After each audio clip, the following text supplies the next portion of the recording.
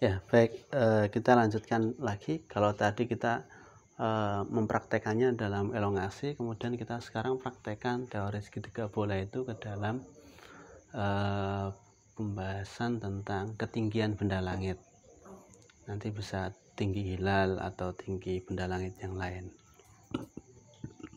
Untuk mengetahui untuk mempraktekkan teori segitiga bola tadi itu ke dalam benda langit, tinggi benda langit itu, kita perlu perpotongan 3 tata koordinat. Tata koordinat horizon, karena ketinggian itu ada di tata koordinat horizon. Kemudian tata koordinat ekuator, karena butuh nilai deklinasi matahari, deklinasi benda langit. Yang ketiga, kemudian butuh tata koordinat sudut jam bintang, yakni karena di dalamnya nanti akan ada nilai sudut waktu. Deklinasi sebenarnya sudah masuk di koordinat sudut jam bintang gitu. Kalau bisa kita sederhanakan, dalam kita bisa ngomong kemudian tata koordinat horizon dan tata koordinat sudut jam bintang gitu. Kita akan coba menggambar bagaimana persinggungan antara tata koordinat tadi itu taruhlah semisal di langit selatan, artinya kita berada di lintang selatan. Jadi kalau gambar tata koordinat lintang selatan kok lintang utara kok sama, wah ini pasti salah satu salah gitu, karena keduanya itu pasti beda. Semisal seperti ini, udah cukup besar, terlihat jelas? Jelas ya. Semisal seperti ini.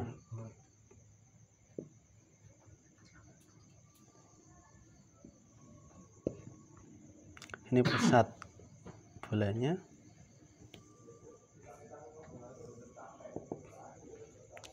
Seperti ini. Ini lingkaran horizonnya. Lingkaran horizon.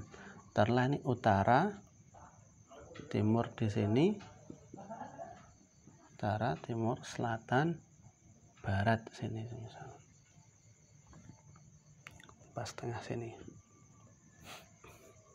Kalau kita berada di lintang selatan,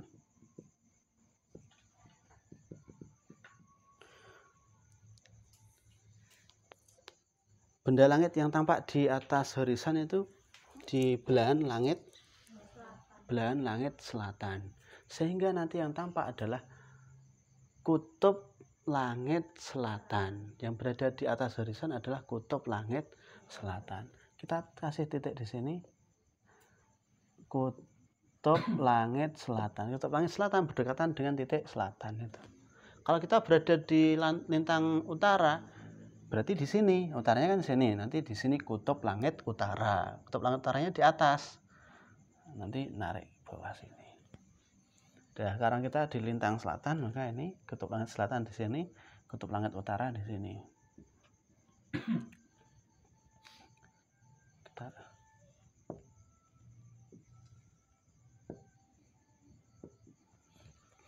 Nah, seperti ini. Kutub langit selatan, kutub langit utara. Yang tegak lurus dengan kutub langit selatan dan kutub langit utara itu apa? Garis ekuator langit. Tegak lurus. Ekuator langit.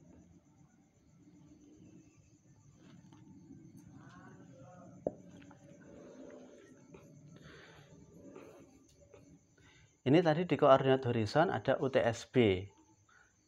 Kemudian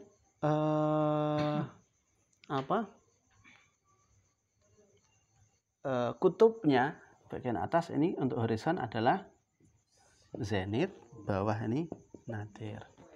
Kalau koordinat ekuator atau koordinat sudut jam bintang, lingkaran dasar utamanya ini lingkaran ekuator langit. Kemudian lingkaran dasar yang kedua ini yang menghubungkan kutub langit selatan dan kutub langit utara. Sampai sini kemudian kita sudah bisa mengidentifikasi.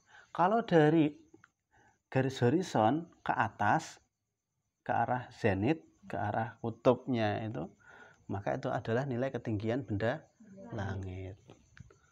Itu kalau dihitung dari horizon. Kalau ngitungnya dari ekuator ke arah selatan atau ke arah utara, itu adalah nilai deklinasi. Kalau perpotongan antara lingkaran waktu, ini kemarin saya katakan lingkaran yang menghubungkan kutub langit utara dan kutub langit selatan, ikut lingkaran waktu. Dari lingkaran waktu, perpotongan lingkaran waktu dan lingkaran meridian langit itu lingkaran yang menghubungkan antara zenit, ekuator, utara, nadir, selatan, KLS. Ini lingkaran meridian. Perpotongan antara lingkaran meridian dan lingkaran waktu ini namanya sudut waktu. Sudut waktu. Di sini sudut waktu. Semisal ini sudah terbentuk koordinat, ternyata ada benda langit, semisal posisinya di sini. Bulan misal ada di sini bulan. Kita ingin menarik posisinya di 3 koordinat tadi, mulai dari nilai ketinggiannya, deklinasinya, sama nilai sudut waktunya. Gimana cara menariknya? Ini, kalau dari zenit ke ufuk itu adalah nilai ketinggian.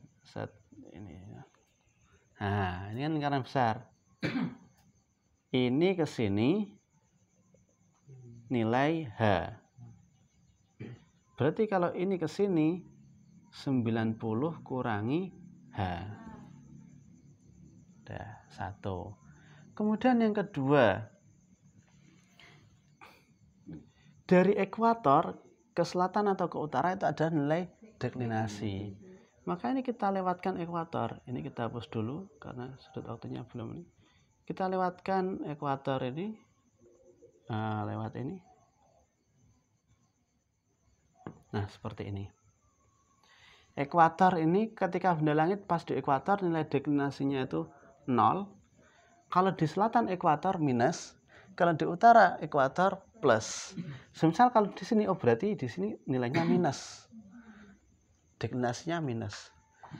Kalau sini ke sini deklinasi, ini ke lingkaran ekuator nilainya kan 90. Maka dari sini ke titik ini nilainya adalah 90 kurangi deklinasi. Bisa difahami ya? Nah, ini tadi adalah nilai sudut waktu di sini. T, sudut waktu. Bisa terlihat di situ? Nah, diperbesar ya. Itu nilai sudut waktu. Kemudian jarak antara lingkaran horizon dengan kutub langit selatan sama enggak antara zenit dengan ekuator? Sama. Dari zenit pas atas kita nyampe ke ekuator, ini nilainya adalah senilai lintang tempat. Ini ke sini berarti sama dengan nilainya senilai lintang tempat. Zenit ke horizon ini nilainya adalah 90. Maka zenit ke benda langit ini, zenit ke sini 90 dikurangi lintang tempat. Kalau kemudian gambar ini kita perbesar di sini,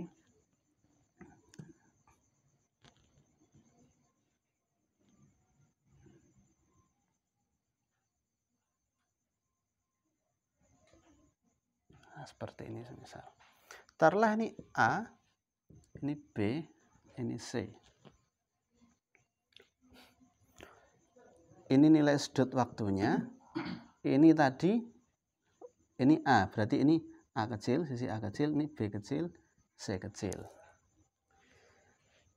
A kecil ini apa? 90 dikurangi A kecil ini 90 dikurangi H. Tinggi benda langit. B kecil 90 kurangi lintang. B kecil. Kita taruh di atas. C kecil 90 kurangi deklinasi. Sudut A ini adalah nilai sudut waktu. Oke, kita sudah punya gambaran berarti ya. A, B, C. A kecil ini 90 kurangi tinggi benda langit, B kecil 90 kurangi lintang tempat, C kecil 90 kurangi deklinasi benda langit. Yang akan kita cari dalam proses ini adalah ketinggian benda langit. Maka yang akan kita cari adalah sisi A. Ada yang ingat rumus tinggi benda langit?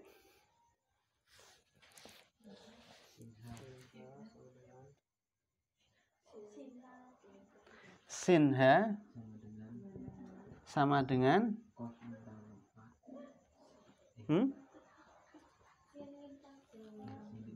sin lintang tempat kali sin deklinasi tambah cos lintang tempat kali cos deklinasi kali cos T. Ini rumus ketinggian benda langit, baik tinggi hilal atau tinggi yang lain. Udah familiar di buku-buku atau kitab-kitab falak. Rumus ini dari mana sih runutannya? Runutannya dari gambar ini. Pertama, gambarnya harus benar dulu. Meskipun nggak bagus, tapi kalau benar. Kita coba masuk ke dalam aturan cos tadi. Karena yang kita cari adalah sisi A, sisi B sudah diketahui, sisi C diketahui variabelnya, sisi A yang ditanyakan, kemudian sisi penghadap A ini sudah diketahui variabelnya. Maka kita pakai aturan cos A, kita runutkan. Cos A sama dengan apa? Cos B cos C plus sin B sin C kali cos A besar. Aturan kosinusnya seperti itu, aturan awalnya. Kemudian ini coba kita masukkan variabel-variabel yang kita cari tadi. A itu adalah 90 kurangi tinggi benda langit. Cos 90 kurangi tinggi benda langit sama dengan cos B itu adalah 90 kurangi lintang tempat kali C. C itu adalah 90 kurangi deklinasi ditambah sin B. Sin 9 B itu adalah 90 kurangi lintang tempat kali sin C. Sin C. C itu adalah 90 kurangi deklinasi kali cos A. A itu adalah sudut waktu. Nah, kalau kita jabarkan seperti ini. Setelah kita jabarkan seperti ini, kemudian kita sederhanakan. Cos 90 kurangi H itu sama dengan sin H. Kan gitu. Cos 90 kurangi lintang tempat sama dengan sin lintang tempat. Kali cos 90 ini jadi sin deklinasi tambah cos lintang tempat. Sin 90 sama dengan cos gitu kan. Cos lintang tempat kali cos deklinasi kali cos sudut waktu. Nah, ini rumusnya sama atau tidak dengan rumus ini? Kita lihat sin H sama dengan sin lintang tempat kali sin deklinasi tambah cos lintang tempat kali cos deklinasi kali cos sudut waktu. Ternyata sama. Inilah asal muasal atau awal mula rumus ketinggian benda langit. Bukan tinggi tempat ya, tadi kalau ada tinggi tempat salah. Rumus tinggi benda langit. Sin tinggi benda langit sama dengan sin lintang tempat kali sin deklinasi kali tambah cos lintang tempat kali cos deklinasi kali cos sudut waktu. Bisa dipahami ya. 3 sudah dapat horizontal parallaks, elongasi, kemudian tinggi benda langit.